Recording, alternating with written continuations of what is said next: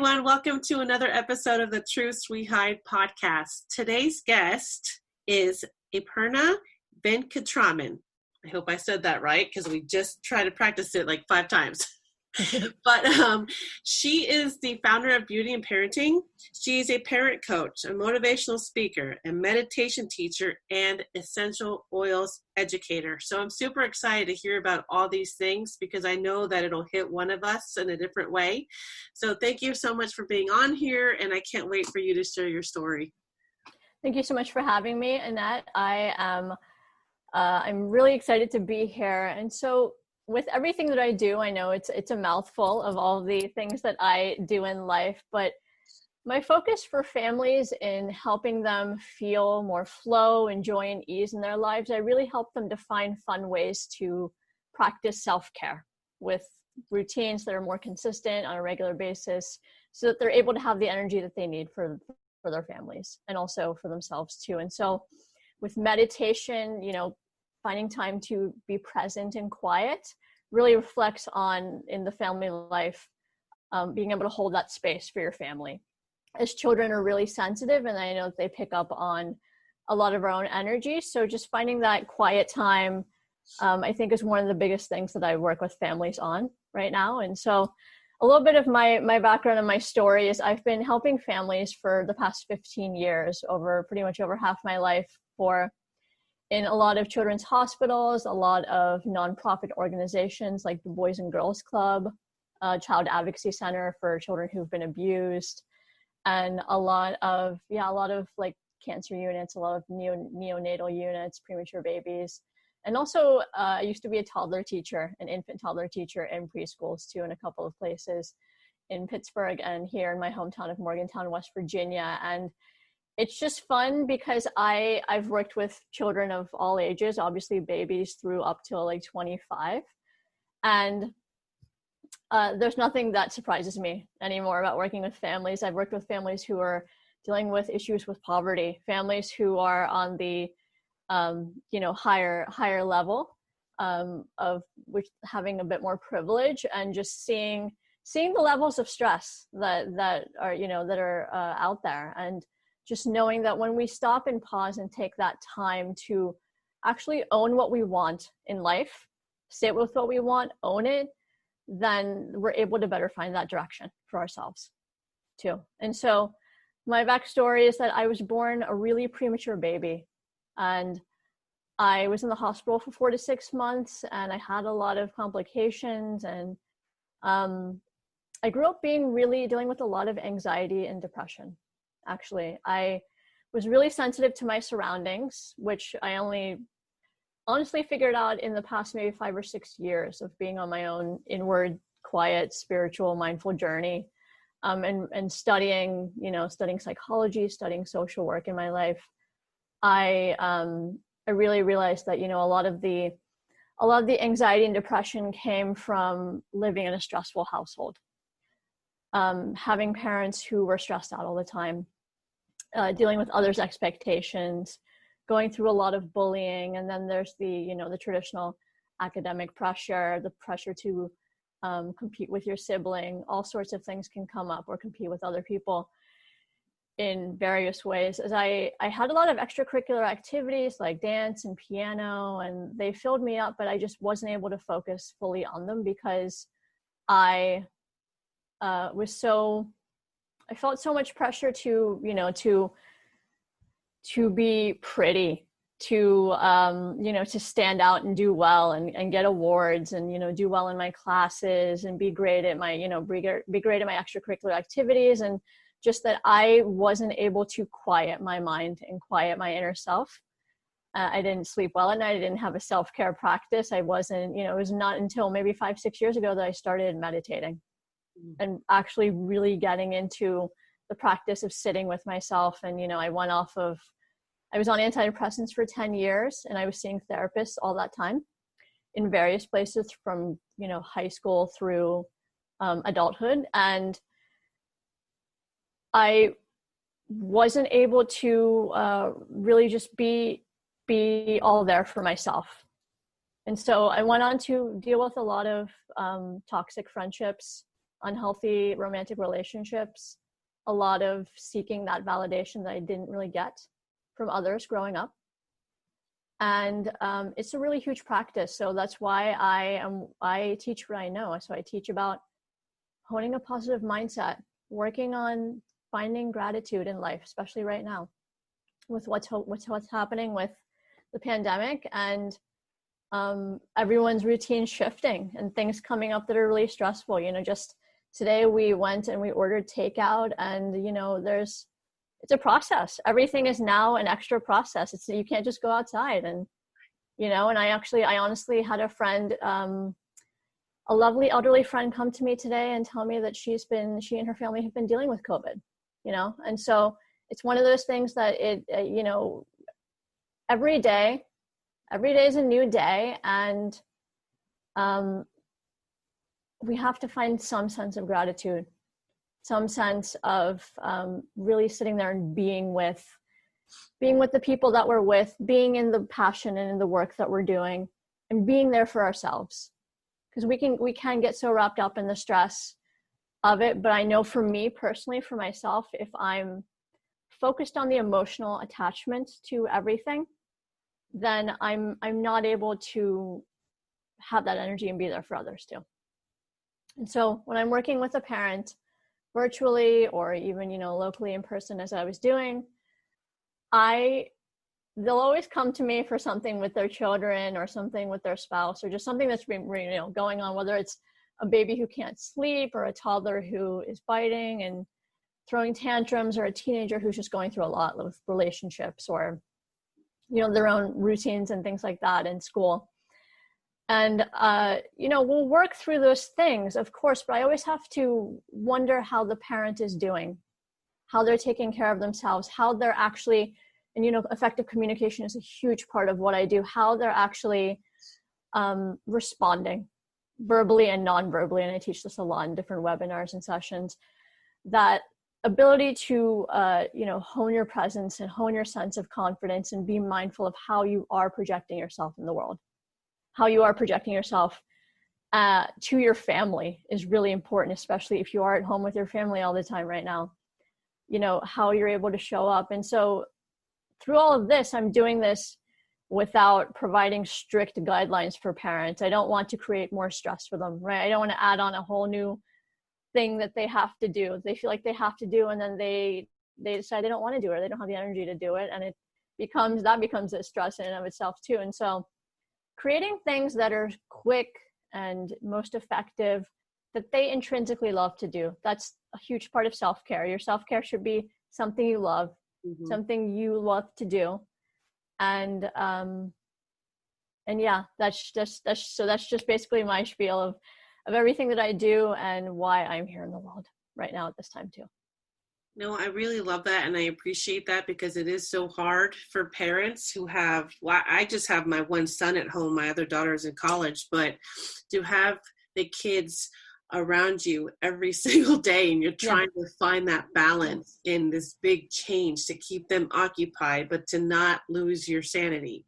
And so I don't know what I would do. So what do you tell, well, you just mentioned you try to help them with their own self-care, trying to find that time.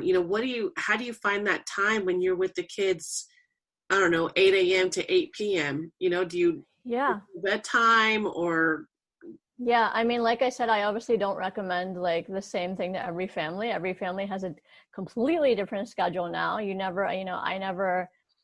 never know when someone's going to get back to me, especially right now, because everyone's days, their work and school and everything is all in one, right? Mm-hmm.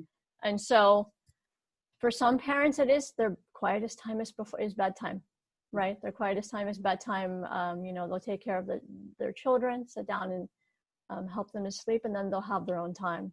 Mm-hmm. Sometimes it's a couple minutes in the shower in the mornings too. Sometimes it's while they're having their morning coffee or breakfast or something, just finding those, incorporating quiet time into those times you already use, and then finding ways to flesh that out. If you If you and your children like to be in the kitchen together, finding those times where you can have fun cooking together, or sit and have a meal together and actually just, there are definitely so many ways you can sit and discuss things. You can, some parents, some families have a gratitude jar. Some families use different cards or different topics to talk about. Some others just talk about what they're eating, obviously, or anything that comes up, but just finding those ways to not make things as stressful as they could be. And so, yeah, I mean, that's what I recommend. Every day is different.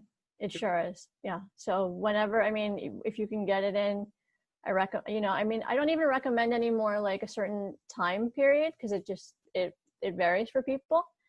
And some people just need like 5 minutes or something, and that's it. They're good for their day. Other people need like an hour of a virtual online Zoom group meditation, which I do a couple of days a week with others now. That's how I also take care of myself, besides doing that, because I like having that just as much as I like coaching, right? I love having that outside person to also help me too. And in some way, I'm also supporting someone else's work as well, and their passion and creativity. So that's what I would say. Just do whatever you can. I mean, if you want to, we may not be driving around much anymore, but if you want to get in the car, turn on, outside, turn on some tunes and just kind of sit there and have that quiet moment, then, whatever works for you.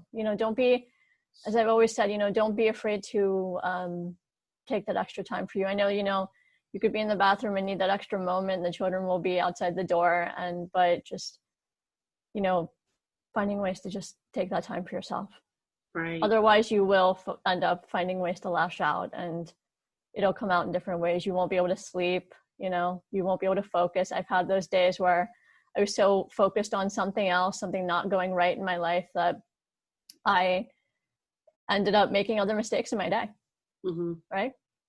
Yes. Yeah, and I'm sure you can understand that. So yeah, that's what I would say, honestly.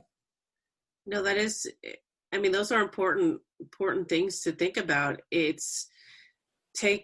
know with me, sometimes in the morning I get up and I even just walk outside, right outside the door, and I just sit there to drink my coffee, because I just needed to like get some air, or stare out at the street, or even your heart is something different, And you mentioned going out in your car. My daughter actually told me today her roommate decided to eat her dinner outside in the car yesterday, because she just needed space. They're stuck in that apartment and they can't go to school, and it's all online, and there's 4 girls living in this one place, so they need an outlet. And I'm glad that maybe she needed to go to her car and eat. And my daughter stays in her room, but she needs to get out sometimes as well. So it's like, how do you're trying to help them, and then you're trying to help yourself, and you just need to reinforce the finding time for you, whether it's sitting in your car or sitting in your room, whatever, listening to music, being with your dog.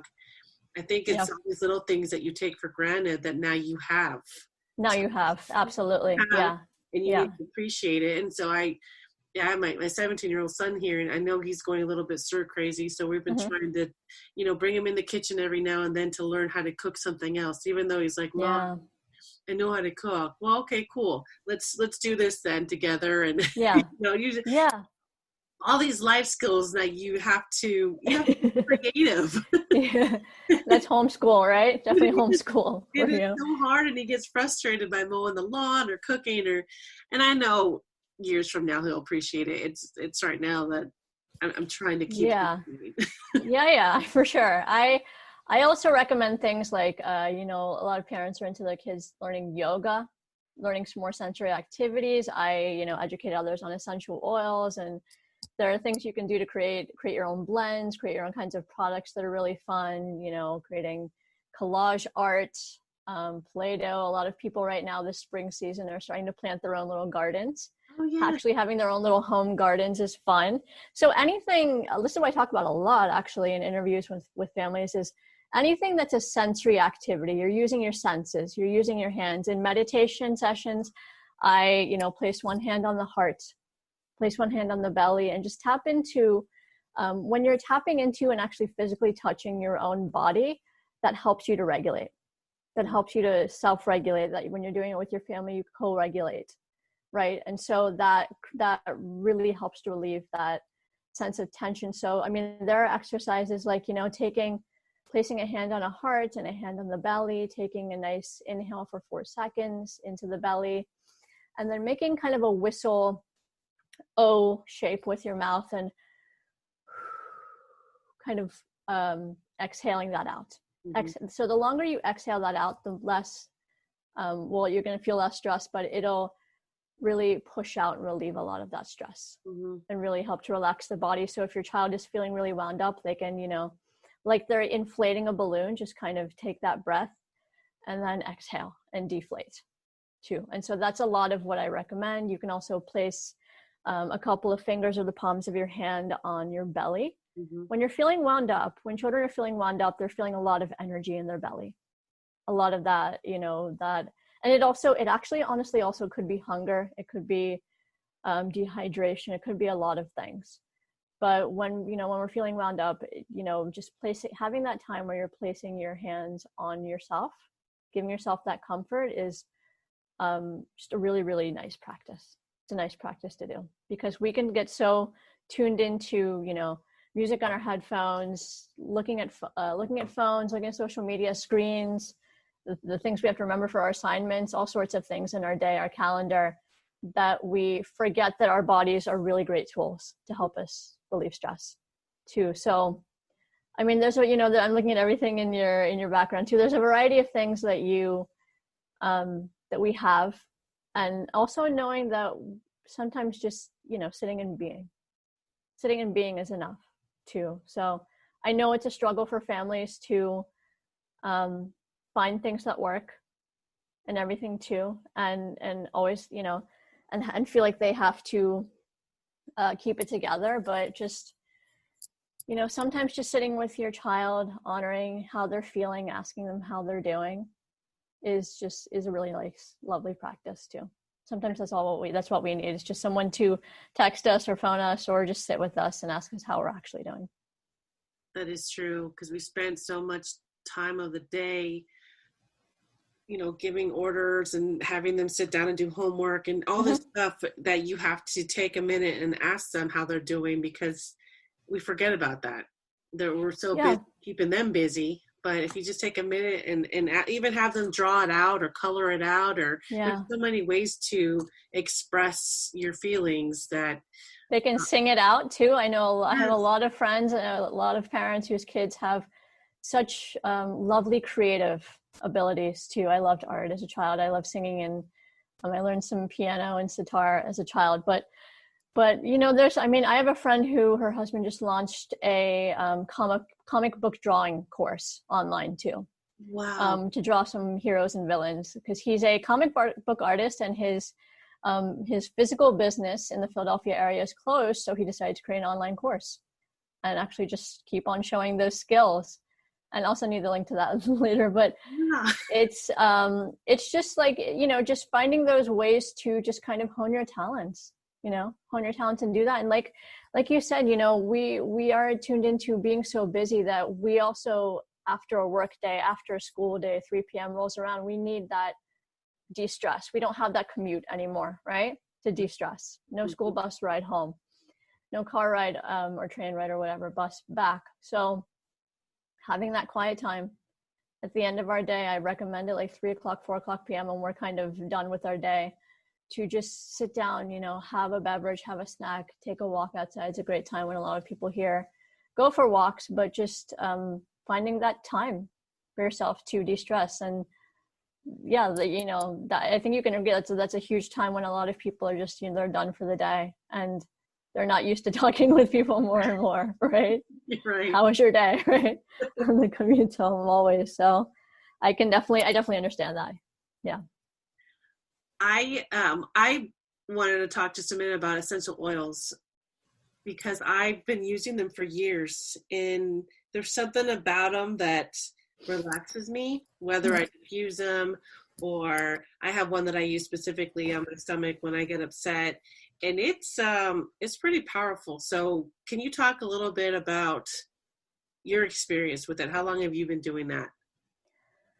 I've been using oils. I started using oils in 2016, right after I went through a huge transition period for 6 months where my grandmother passed away, and I moved back here to my hometown and changed jobs and also left a relationship. And it was important to me to create my own meditation practice, and also a friend suggested to me to try out essential oils. And so she said, what are you working on with your spiritual practice? And I was working on with the chakras and the energy centers of the body.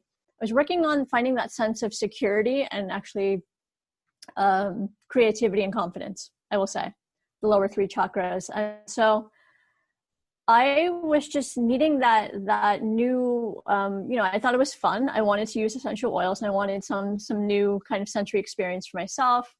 And I'm super into plants. I have, you can see here, I have plants and things in the background. We live here in the mountains in West Virginia, but I needed something to help my body and my mind feel less anxious, and to help me with, moving out of that state of the unknown. And so obviously I work with different areas of essential oils.